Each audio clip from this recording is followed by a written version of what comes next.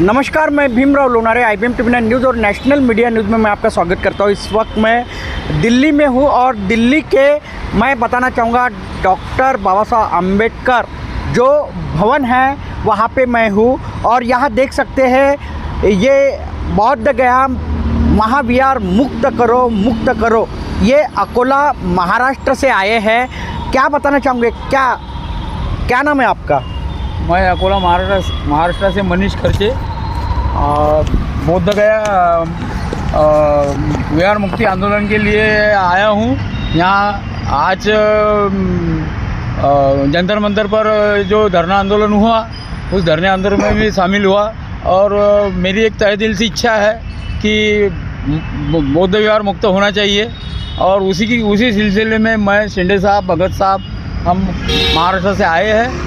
महाराष्ट्र के आप अकोला से आए हो, अकोला में क्या स्थिति है महाबोधि महाविहार मुक्ति की? हम हमारी तरफ से पूरी कोशिश कर रहे हैं और एक पब्लिक अवेयरनेस लाने का हमारा पूरा ख्याल है और अगर पब्लिक अवेयरनेस अगर इस आंदोलन में आ जाए तो ये आंदोलन बड़े पैमाने पर बड़ा हो सकता है। अभी इसमें पब्लिक अवेयरनेस बहुत ही कम है। जहाँ तक यानी पब्लिक अवेयरनेस होना जरूरी है। मेन चीज़ ये है, बहुत है ना अभी बहुत सभी इधर और जैसा अभी ये ऑल इंडिया की मीटिंग अपन ने रखे, यहाँ पर एक 250-300 से ऊपर लोग मेरे हिसाब से नहीं थे। तो ये ऑल इंडिया की मीटिंग जो है, ये धरना आंदोलन कम से कम एक 2-4-5 हज़ार बौद्ध लोग अगर रहते थे तो इसमें एक वजन आ जाता था और एक सरकार पर एक प्रेशर आता था।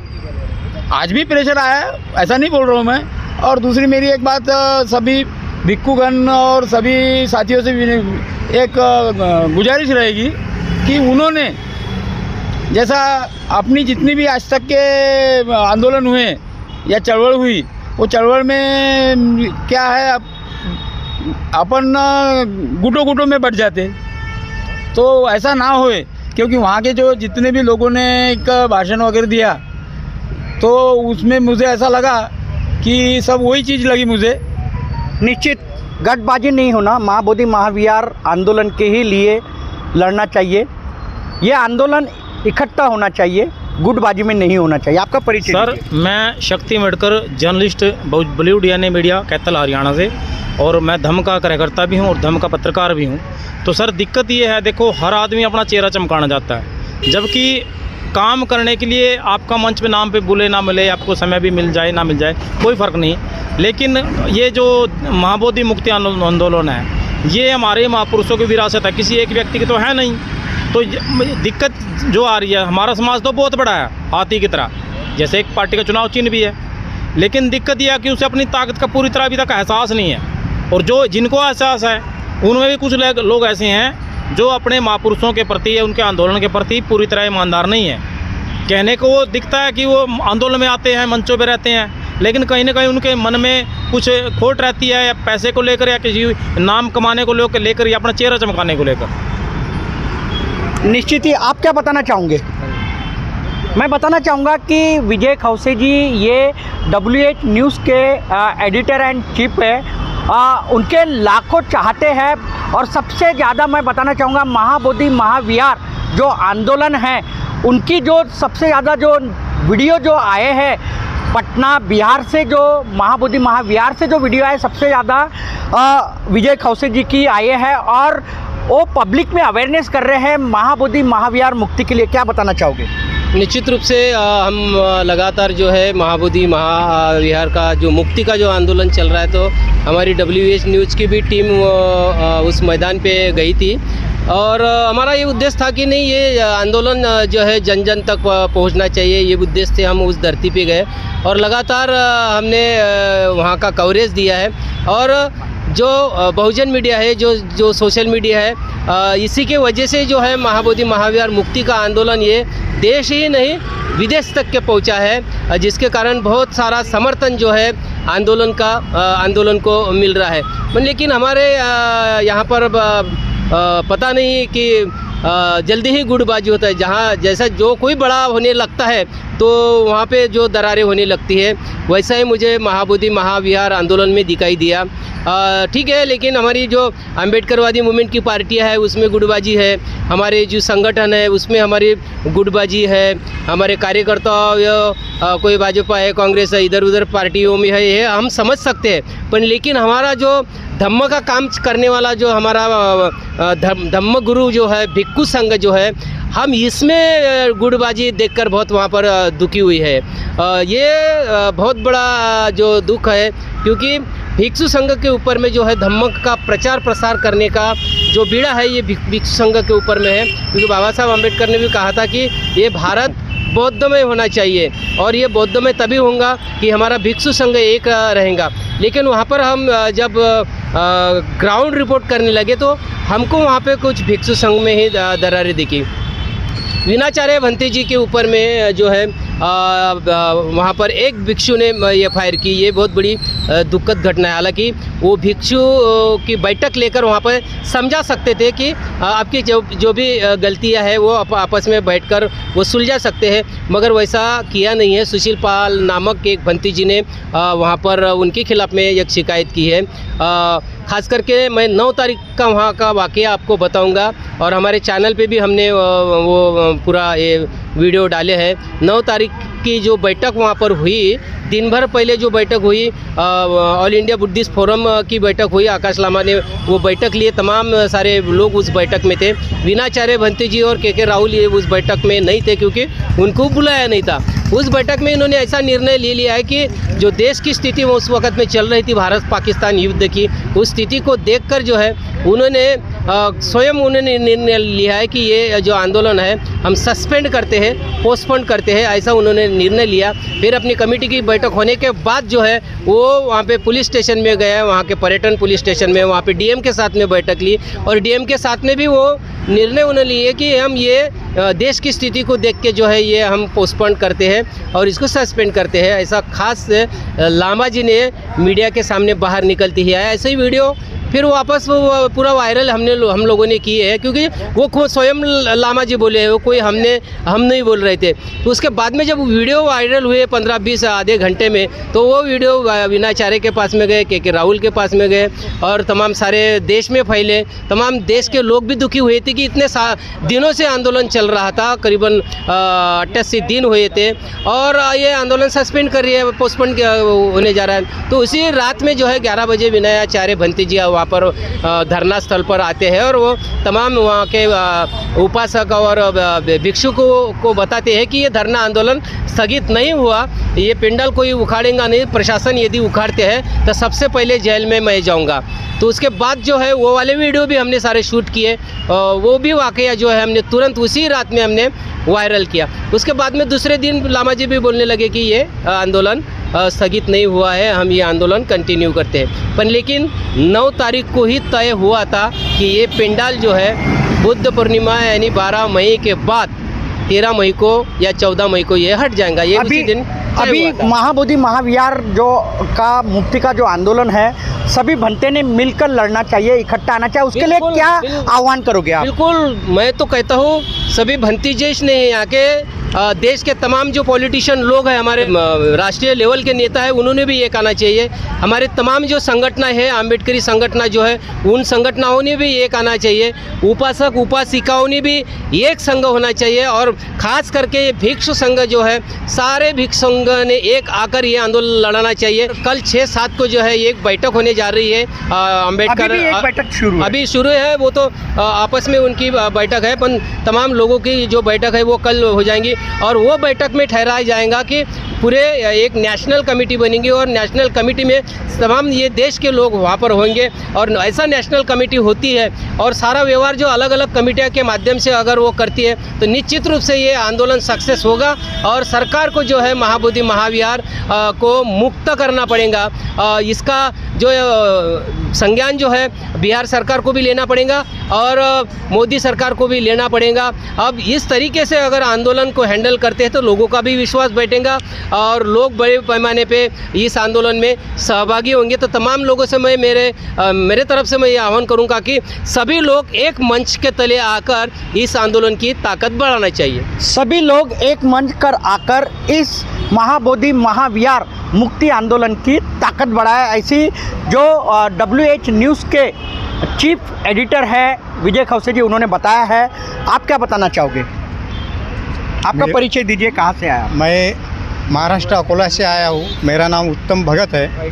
मेरा कहना है कि जो BT एक्ट है 1949 का, जब से संविधान लागू होगा तब से वो बंद होना चाहिए। सब धर्मों का, जैसा हिंदू का मंदिर है वो उनके कब्ज़े में है, मुसलमान का मस्जिद है वो उनके कब्ज़े में है, क्रिश्चियन के जो है उनके कब्ज़े में। सरकार को ये क्या दिक्कत है कि वो बौद्ध समाज का जो बुद्ध विहार है बौद्ध महागया का, वो भी बौद्ध समाज के कब्ज़े में देना चाहिए, भंते के कब्ज़े में देना चाहिए। और जो वहाँ पे कलेक्टर है वो भी दूसरे समाज के यानी कि बौद्ध समाज का वहाँ लाना चाहिए करके। वो 3 यानी कि वो 5 की कमेटी है तो 3 उसमें के 3 हिंदू ही रहते करके वो एक्ट रद्द नहीं हो रहा, वो एक्ट रद्द होना चाहिए, ऐसा मेरा इरादा है। सर BT एक्ट जो है 1949 और रद्द होना चाहिए, ऐसी मांग अब दिल्ली से भी हो रही है। आज दिल्ली में अलग अलग राज्यों से जो है प्रतिनिधि आए हैं, उपासक उपासिकाएं आए हैं, उनकी मांग ही है कि महाबोधि महाविहार जो है वो बौद्धों के हवाले देना चाहिए। आप कहाँ से आए हैं?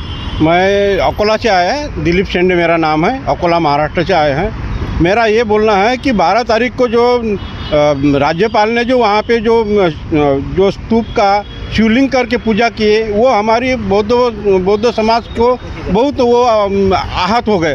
तो उसके बारे में हम 13 तारीख को शाम में जब बुद्ध विहार में गए, जब हमने उसके बारे में बोला कि ये ऐसा हमारा बुद्ध का अपमान नहीं करना चाहिए, तो वो BT वो लोगों ने गुंडे बुलाए वहाँ पे। वो जो मिश्रा था, वो जो पंड्या था, बम्मन था, वो बम्मन ने गुंडे बुला के हमको मारा, पीटा, वो भक्षिणों को मारा, उसको खींचा। तो वो जो लड़कियाँ लोग थे वो भी उसको भी मारा। वो नागपुर का एक फुलझले नाम का था मेरे साथ में, उसको भी मारा, मेरे को भी मारा। मेरे को मारने से वो एक स्तूप गिर गया। तो ये उन्होंने वो गुंडागिरी की है। वो मतलब वो वहाँ के पंडों ने हमारे ऊपर गुंडागिरी की है। और बाद में हमने जब वीणाचार्य को बुलाया तो वीणाचार्य को झूठे आरोप में फंसाकर जेल में डाल दिया। तो ये सब झूठा है। तो इसीलिए वो वीणाचार्य का वीणाचार्य भंते का कोई भी गुनाह नहीं है, वो उसको जेल में डाल दिया। तो उसको पहली बात तो वो रिहा करना चाहिए। हमारा जो बौद्ध विहार वो मुक्त करना चाहिए, BT एक्ट रद्द करना चाहिए, ये हमारी मांग है। इसके लिए हम यहाँ पे आए हैं। निश्चित मैं बताना चाहूँगा कि पूरे देश से एक ही मांग हो रही है कि जो भंते वीणाचार्य जी है उन्हें रिहा करना चाहिए बिहार सरकार ने, क्योंकि सच्ची लड़ाई जो महाबोधि महाविहार की है वो वीणाचार्य जो भंते हैं वही लड़ रहे हैं, ऐसी पूरे देश से जो उपासक उपासिकाएं वो कह रहे हैं। आप कुछ कहना चाह रहे क्या? एक बात बताइए, जेल में वीणाचार्य जी को डाला गया, विरासत के मालिक हिरासत में है। जेल में तो उस राज्यपाल को डालना चाहिए जो संविधान के पद पे बैठा है, उसको पता ही नहीं है। वो खुद को आरिफ मोहम्मद खान कहता है। मुसलमान क्या सच्चा मुसलमान ऐसा करता है? किसी की धार्मिक भावनाओं का आहत करता है?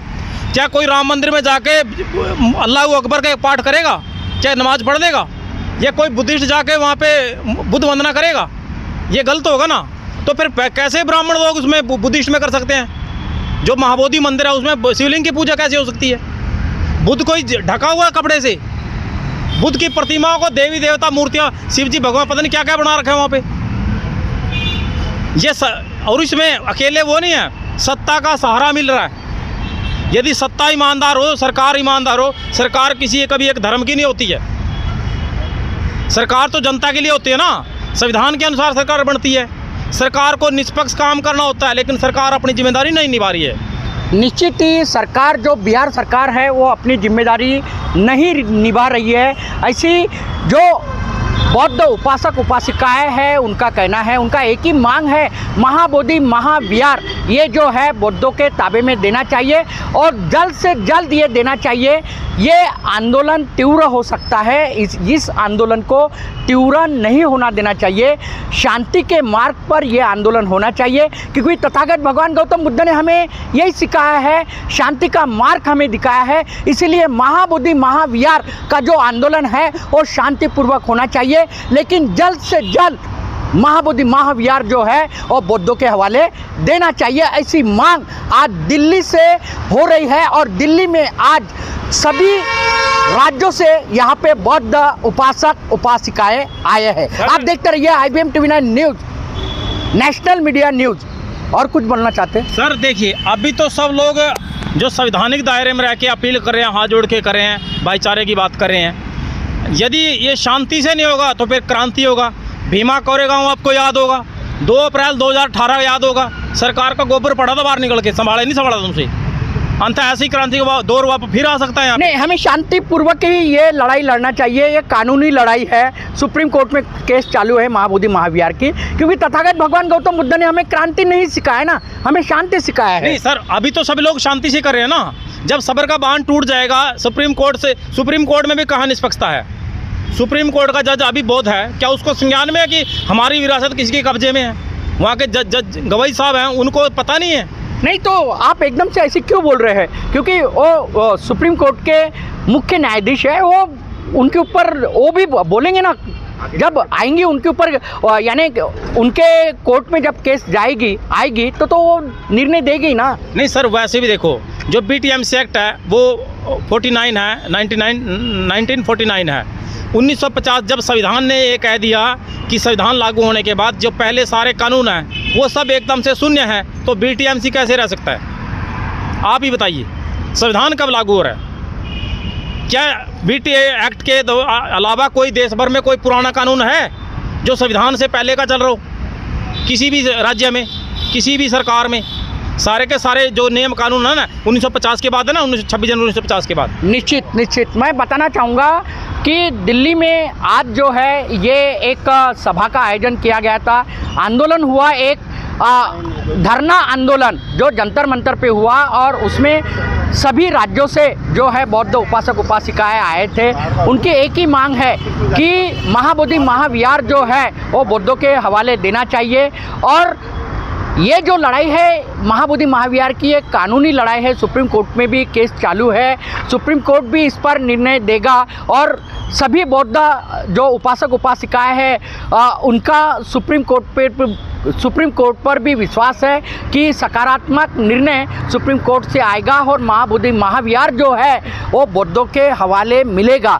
ये अभी जो लड़ाई चालू है ये शांति प्रिय तरीके से लड़ाई चालू है, लेकिन क्रांति ना हो, इसीलिए महाबोधि महाविहार ये जल्द से जल्द बौद्धों के हवाले देना चाहिए। ऐसी मांग अब दिल्ली के जंतर मंतर से उठ रही है और इसी के लिए दिल्ली के जंतर मंतर में आंदोलन किया जा रहा है। आप देखते रहिए IBM TV 9 news, national media news. हमारे चैनल को लाइक कीजिए, सब्सक्राइब कीजिए, आइकॉन बेल बटन दबाना ना भूलें। आप भी कुछ बोलना? तो मैं आपके चैनल को बधाई देना चाहूँगा कि आपने हमारी आवाज़ को उठाने का काम किया। आप कहाँ से आए? मेरा नाम अशोक कोलासर है, मैं राजस्थान बीकानेर से हैं और हमारी बहुत